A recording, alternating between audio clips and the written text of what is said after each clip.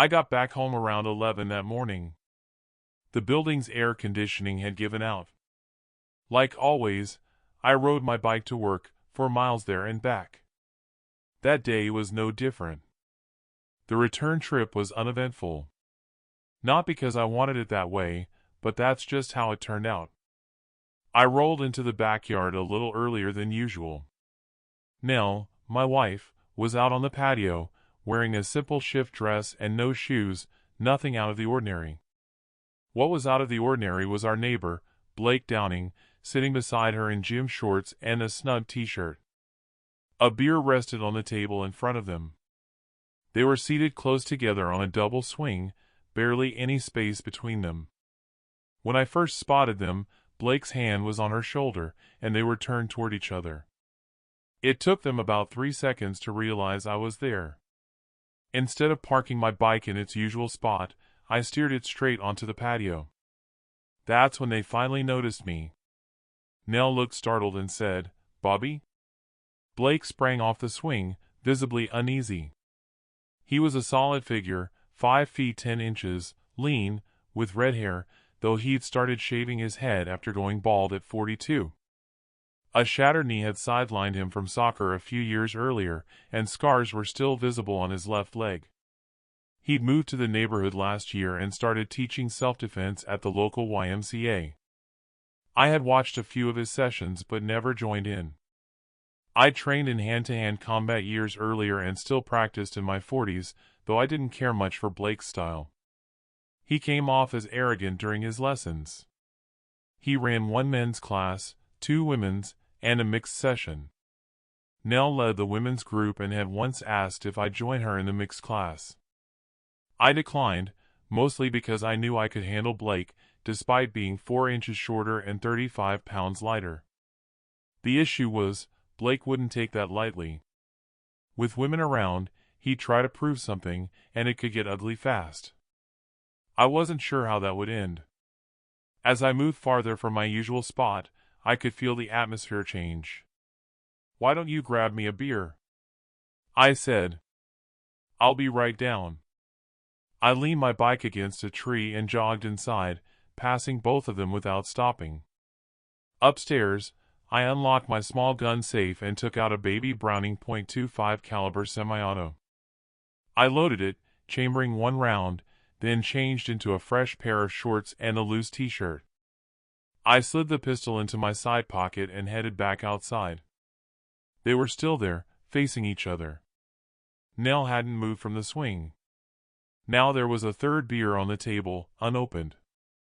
I stayed standing. Tension lingered. I said casually, "The AC went out at the office." That was it. I've learned it's often best to let others initiate hard conversations. I looked at each of them for a long moment. Neither spoke. They had a choice, confront the obvious or pretend it hadn't happened. Eventually, Nell broke the silence. "We were just talking about self-defense classes, Bobby." "Really?" I said. Because from where I stood, it looked like something else was going on, or about to. I turned to Blake. "What do you say?" After a pause, he replied, "I think I should go." "And why were you here in the first place?" I asked. "I don't want to get in the middle of this, Bob." "Well, that says plenty, doesn't it? Your boyfriend doesn't want to talk about what I walked in on." Nell looked down. "He's not my boyfriend, Bobby," she said quietly. "No? You looked ready to kiss him." "Don't deny what I saw." "I just want to understand." Blake snapped. "So what if we were?" She wanted to. And so did I. I turned to Nell. "Is that true?" "I'm sorry," she said. That class of his, he's different. Bigger. Stronger. I don't know. I didn't mean for it." "Shut up, Blake." Nell cut in. "It was a mistake. It won't happen again." "Why not?" Blake challenged. "Bobby's not doing anything." None of the husbands are. They're all weak. I wondered how someone like Blake lasted in a neighborhood with that kind of mindset. You need to go. Now, I told him, my voice hard. Blake glanced at me, then turned to Nell. You still want me here, right? No, she said. I don't. I pointed at the gate. Then get moving. You live down the street. And don't come back. He stood about 12 feet away, needing to pass me to leave. I reached into my pocket but didn't draw the gun. I took a step back to give him space. He paused, visibly uncertain. I pulled out the pistol and let it hang by my side. Coward, Blake muttered. Go ahead, pull it. Just leave, Blake. Nell shouted. He'll shoot you. His face flushed, nearly matching his red hair. He's not going to shoot anyone, he said, but started walking anyway, slow, checking behind him. I'd had enough. Time to end it. I removed the magazine, ejected the round from the chamber, and tossed both onto the grass behind me. Then I walked toward him, not fast, but steady. He grinned and squared up. Nell was yelling, but neither of us paid attention. As I got within reach, Blake threw a right hook at my head.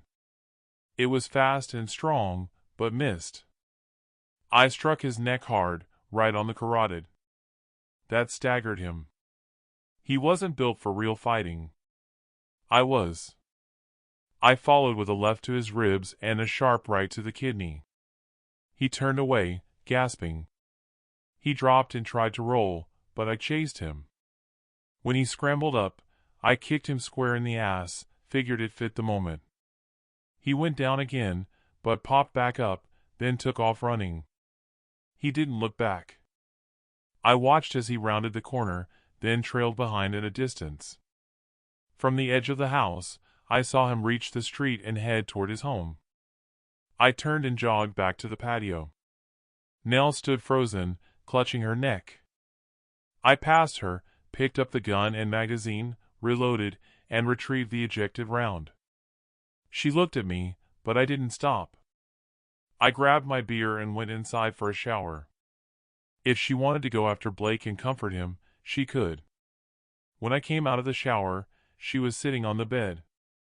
Just as I was about to shove her off, I heard footsteps on the stairs.